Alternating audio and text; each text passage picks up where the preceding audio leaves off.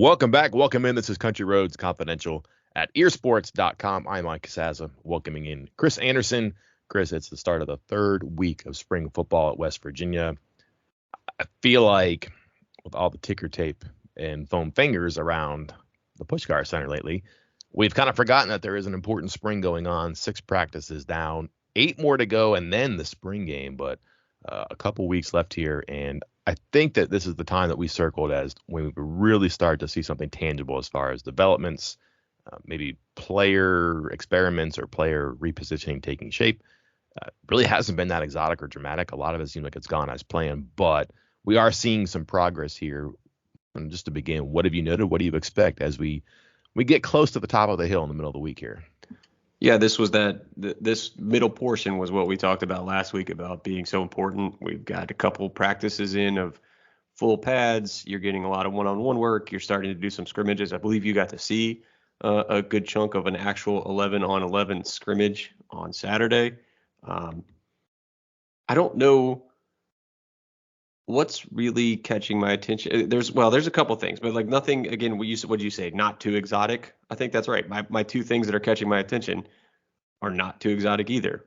One is I'm very interested in all the things happening in the secondary. I think You're seeing a lot of movement. You're seeing a lot of new guys. That is what's most interesting to me. The other, I guess I'll ask you about in a minute, but Well, let's talk about it now because I feel like you want to talk about secondary, so we'll go there when it's in just a second. But let's get this Preston Fox talk out of the way. I mean, are we legitimately at the point where we need to discuss this? Listen, Bryce Ford Wheaton did not go on Saturday, and I don't think there's anything to that. And in fact, Neil Brown huddled us in the end zone before we were allowed to watch the practice and the scrimmage, and we went from like 30 minutes, which is usually stretching in some special teams, to 75 minutes, which is 1, appreciated, and 2, pretty nice gesture. We could talk more about that. Just a great 96 hours for Neil Brown. Eventful, I'd say. But he did say that a lot of the guys in green they're just not going to do a lot with him. And it's Dante Stills, it's Taj Alston, it's I think Thornton was in green. Jalen Thornton was green in the number 90 jersey playing nose guard, which I noted. And yeah, Bryce Ford Wheaton was a guy, and he just said, like, we're just not going to do a lot of tackle stuff with these guys. They'll do drills. So that's one guy, but you got to have somebody out at the X, and that was Preston Fox. And as far as I'm concerned, like the play of the scrimmage portion that we saw was like a 35-yard pass play on a second down. Like you had to have something on this snap, and they were on the boundary side of the field, which means they're on the right hash, basically. Fox is on the left against Andrew Wilson-Lamp, who's man, he looks like he's going to be a tough one at corner because he's long and he's fast. He's got some twitch to him too, but just using the field to their advantage, a perfect throw from Garrett Green. Just enough space. Fox makes a tough over-shoulder catch, gets his feet in bounds, and the next thing you know, they're like on the 28-yard line getting ready to kick a field goal in like a 2-minute drill situation. That was a beautiful ball from Green. It was a great catch from Fox. And at that point, you're like, oh, Fox did it again. And everybody that we've talked to, it's Brown, it's Tony Washington, it's Graham Harrell. I keep mentioning him. And not the biggest, not the fastest, not the slipperiest, but does catch the football. And for 2 years, that's been a thing where if you could do it, you probably had a role in the offense here. So that's good. They need depth at that position outside because they moved Caden Prather to the right. He's in the mix right now, and I don't know if Cortez Branham is going to be a guy that knocks him out of it, or if Branham's just a guy who plays the Z on the right side. So I would say Fox right here is probably not going anywhere right now unless he develops a case of the drops or does something that just hasn't happened so far. Yeah, I think that's where I was going here. This is not the first time we've heard his name. It's not the second.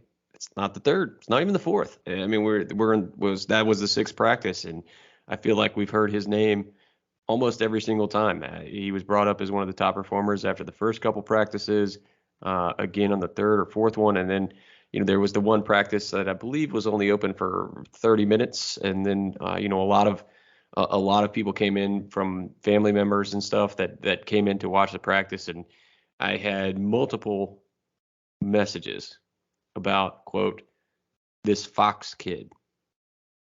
Yes. Let me quote here. Fox is putting on a show. I don't even know him, but he's playing better than BFW, Bryce Ford Wheaton, right now. I mean, yeah, he was there. I was right. I mean, again, you take it for what it's worth. It's spring ball. It is what it is. It could be a day. It could be a play. A lot of people look good for a day or a play, but this is consistently where we've heard Preston Fox's name for what 3 weeks now. Mm-hmm. It's a guy that was probably going in that direction too. Like at this time last year, right? There's probably something here. We'll get him there one day, and it's going to be different for a person like him who comes to campus as a walk on. They're not going to prioritize you, but when the time comes where there's nobody in front of you, they're going to give you a chance in the spring because they got to get stuff done.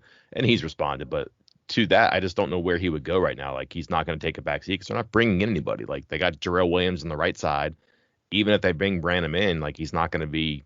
I mean, they are bringing Branham in, but even if they do and he's good, like he's not going to be so far ahead of Fox. So I just think it's a good story right now that again we're seeing it happen too. It's not. I always said this, like listen to like who's asked about stuff, but then who says stuff. Fox is a guy that they've said stuff about. He was asked about him once, but it was only because like he'd already been mentioned 3 or 4 times. And then when you see him, he makes plays. Like he doesn't drop the ball, he gets open, he fights underneath, and just again, I had to have a play in a live 2-minute drill situation. They went to it and it worked perfectly too. So I think the quarterbacks have a real good feel for him. All 3 of the quarterbacks I've seen use him. Yeah. Do you think that was the best way to start off the podcast, talking about a walk-on receiver in spring football? Well, now time capsule. This would be an amazing podcast in like September, October, though, right? Yes, it would. So yes, it would. All right, you want to talk secondary right now? Yeah, I think it's cool I mentioned it and you perked up there, so I think you have some thoughts. I think it's really cool what's going on. It's different. They're gonna be different no matter what because they lost so much.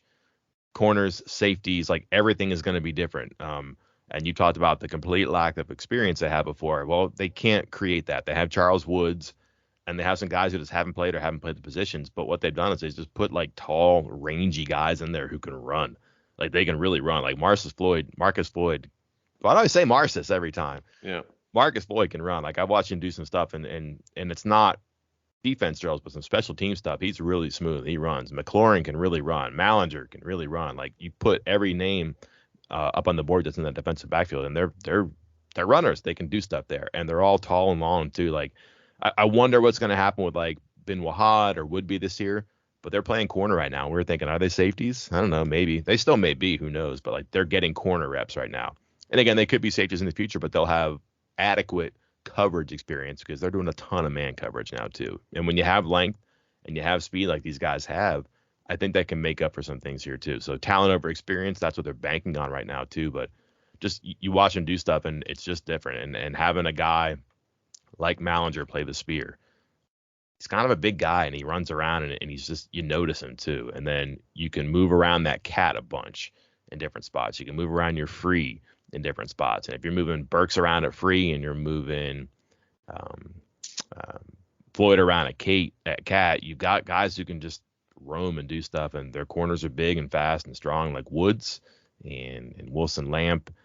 Just it's hard to understand what, like, when they say versatile and interchangeable is until you see them out there and they all kind of look the same and act the same and move the same. And you wonder why they couldn't just flip around and play the same positions. And you're starting to see that now. It's kind of fun to see the ideas that are spoken kind of take form on the field right now. And it just seems like what they've said is what you see. How big of an impact do you think? I mean, are we going to see that big of an impact when there's new guys coming in? Because I think this with the secondary, and we've heard different things. You and I have heard different things about which positions are best for new guys and how quickly you can make an impact depending on the position. So do you think that like all these reps that these guys are getting in the secondary, is that kind of locking them into a role this summer or this fall? Or do you think someone that's arriving this summer can pick it up that quickly and jump right in? I would think that a corner could come in just because I don't know what you're going to get out of Ben Wahad or Woodby. I just don't know yet. Or, and again, the corner that comes in and plays, it might be Jacoby Spells. Don't forget him. I mean, that's their best guy in the recruiting class in the defensive backfield coming in, and he's not here yet. And he's going to play because he can run. He's a track guy. He's got pedigree too. And if you don't play a kid like that, you risk losing him. So if they still have plans to get what they're saying is one back end and one cover defensive back, which means a safety and a corner. So it just depends on what they can do. But I would think that I know they have more positions for Cat, Free, and Spear, but I feel like they have more players too. Um, Corner, I'm not as confident about, just because it's Wood. Fine, no worries there. Wilson Lamp looks good. We'll see. Don't know. Would be Ben Wahad, Malachi Ruffin's back there too. They just have a collection of players who just are newish and haven't done it yet. And I would think that's easier to skip line if you're a newcomer who has some experience, and especially if you've got some man-to-man experience under your belt. Moving up on the defense, the different levels, linebacker and defensive line. Is there anything you can take? Because I know it was 11 on 11, but how much can you really take from this? Because it's not truly full contact. Yeah. Kind of is, but what are you able to take from what you've seen so far? They rolled a bunch of different defensive line combinations in because it's what they're kind of doing, obviously. But I think a guy who's going to be really important, and I noticed it because he wasn't out there, is going to be Hammond Russell. And Jordan Jefferson, I think you could probably exhale about. He physically is okay, but he's more like Russell, or Russell's more like him than any other tandem they have. And what I mean by that is like that inside position that's obviously, underscored right now. If you put like Vesteranen and Thornton in there, they're more like each other than one of them would be like Jefferson, or one of them would be like Russell. And why does that tandem matter? Because they want to be bigger up front on the defensive line. And if you have like two or three big noses who can do it, it's easier to do that. And again, nose is not really a nose, but you get my point. Like Jefferson and Russell are bigger guys who are going to play that inside technique, whereas a Vesteranen, Thornton, or somebody else that's a little bit smaller, a little bit quicker is going to play that inside spot differently.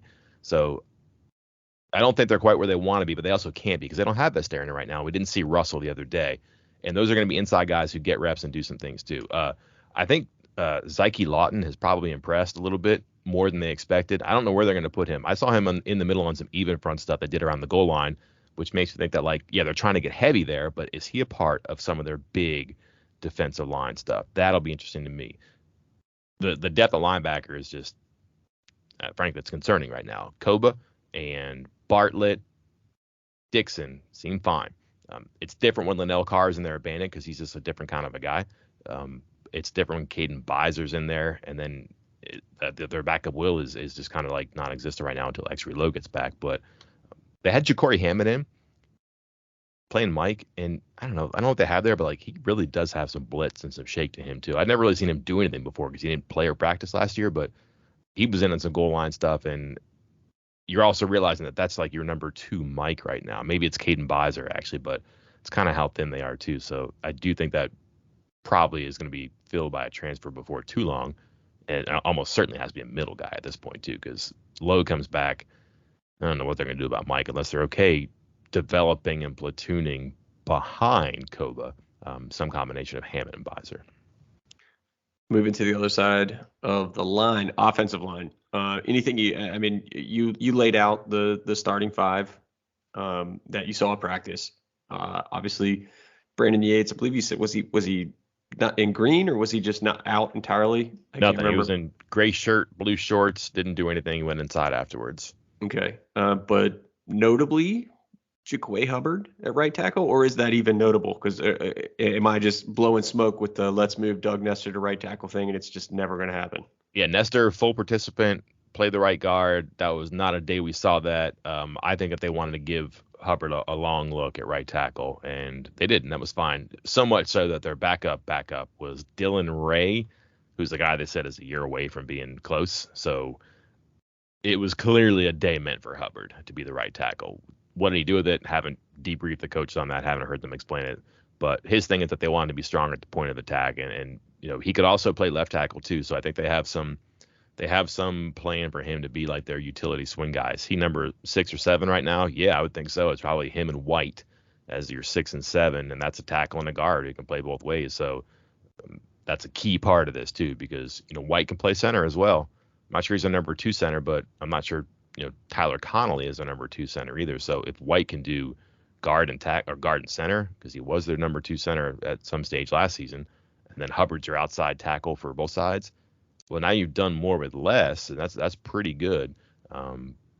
And you don't really have to worry about, oh, we got to obsess about an eighth guy. They got 7 that they feel pretty good about right now, too. Question is, like, what's the deal with the eights? We don't know. They said it wasn't serious, but I think they would like to have a day where they really challenge Yates and Hubbard to go at each other and see how they respond. Like, listen, you guys are on the dot right now. This day is about you. May the best man win. See what happens. We didn't see that. Doesn't mean that they won't see that.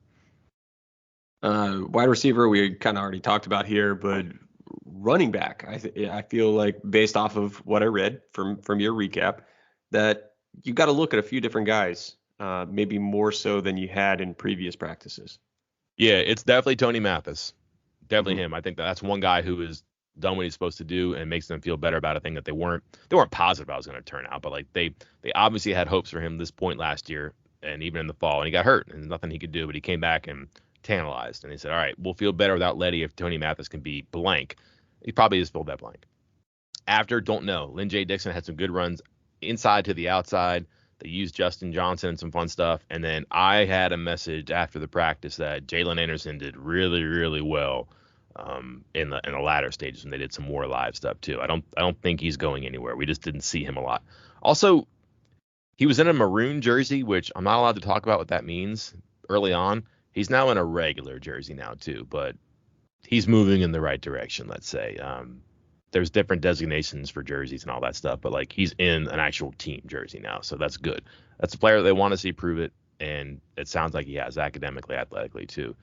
But it's Mathis, and then again, it might be one of those things where they are in the field, where they are in a game, and not just like it's 3rd and 7, put in Justin Johnson, but like this team can't stop inside zone. We're gonna run a lot of Mathis and Anderson. This team can't stop us outside. We're gonna run, Dixon outside and Johnson outside.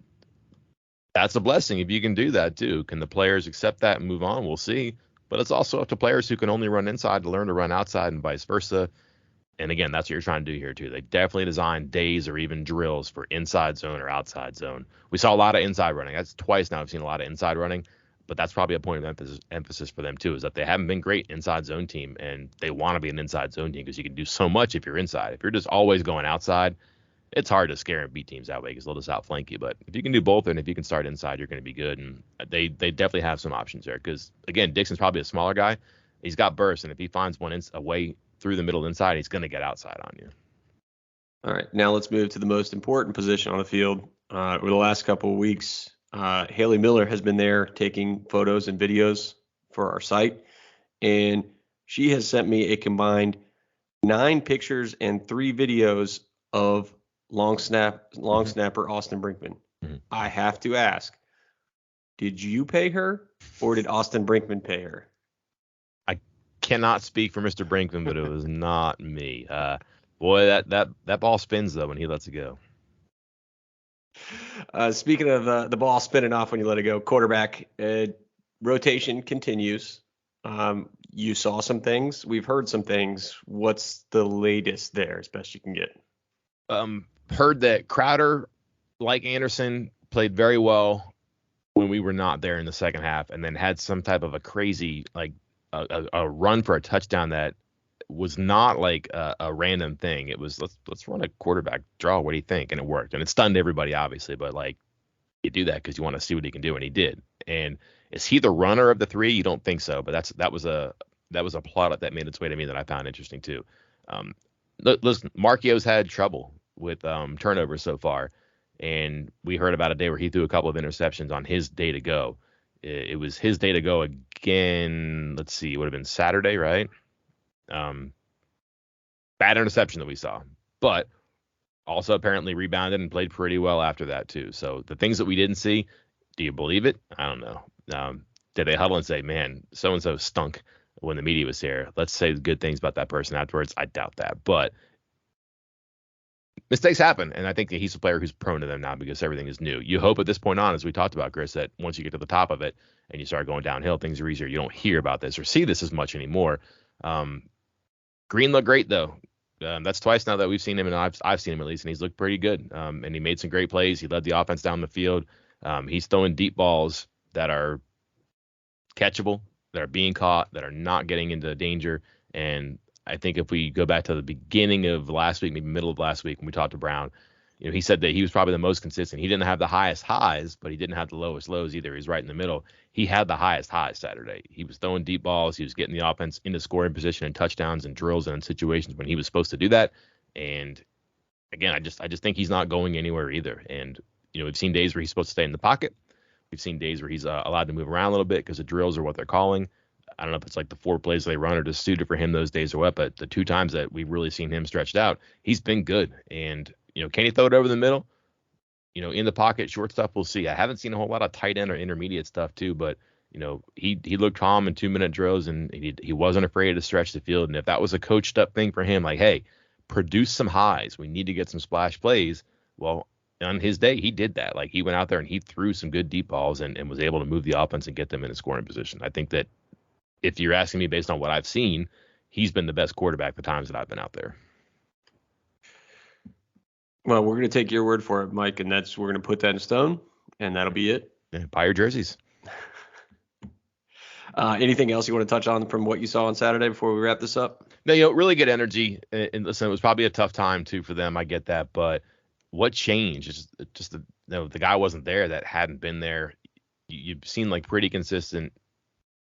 I don't know. I don't know how genuine it is, but I don't know how you fake it either. Like they say the stuff about how everybody's in a good mood and this is like the most competitive and the most energy and most spirit they've had. And I haven't seen anything to say that's not true. No fights, no fussing. Nobody's talking back to coaches. Nobody's getting yelled at or anything like that. It just seems like things are going smoothly. They have a lot of work they have to do, but the fact that it seems like those things aren't getting in the way or there aren't distractions, that seems good. And you don't hear a lot about bad days or bad reps or bad periods. And I don't think it's because they're not focusing on it. I just think that, they've made this digestible for the players and they're progressing, especially on offense. So, and we talked about this before too, like their plan was set up to work. Like you're putting in a new offense, guys are going to lean in and pay attention whether they're old or new. They're older on offense. Spring football might be blah if you're on offense and you've been around for a while, but when you're doing something new, hey, you're going to invest. And then on defense, they are young, but they're also old in some good spots. They're trying some stuff. They're experimenting. They're having, some ingenuity at work. And I think if you're old or new, you're going to lean into that too. And the continuation of that is that I think what you would hope for has continued, and that these are being productive workouts for them, and they're much further ahead after, by the time you hear this, probably 7 of these than they were after 1 or 2, which is the point. Well, later today, we're going to get access to, what is it, assistant coaches or players today? I'm not sure how the schedule goes now. It's supposed to be Neil Brown today, but since he talked to us unexpectedly and then rescheduled his availability on Saturday, we weren't supposed to talk to him Thursday or Saturday last week. Got him twice. I imagine that they'll probably flip that. We'll get players on Tuesday. Oh, excuse me, today, a couple hours from now. Yeah. Well, plenty to say, I'm sure, from the developments over there. No matter who's talking, we'll be back to report great enthusiasm and accuracy. One more than the other, I'm sure. Anything on the site you need to promote, Chris? No, we get regular updates coming with visitors from the weekend. I got one planned each day this week, so you've seen them, and we'll continue to see them. We're going to go over some talk about transfer possibilities for WVU football, and again, we'll continue on with our spring football coverage. I think that's as of now, at least as of the schedule currently, that's it for seeing in person until the spring game. But we do get the ability to speak with and interview and read stories about with the assistant coaches, players, and Neil Brown over the next couple of weeks leading up to the spring game. Yeah, I think that's why we got stretched out on Saturdays, because that was the last time. And listen, there was some goodwill that was attainable there, and I think they pulled it off splendidly too. So don't think we'll be back anytime soon, but don't think we can complain about getting more than double the time on Saturday. Don't underestimate me, Mike. But I'll try. Yeah, we'll try. Until then, I'm Mike Casaza. And I'm Chris Anderson. Don't hang up. Check out this word from one of our sponsors.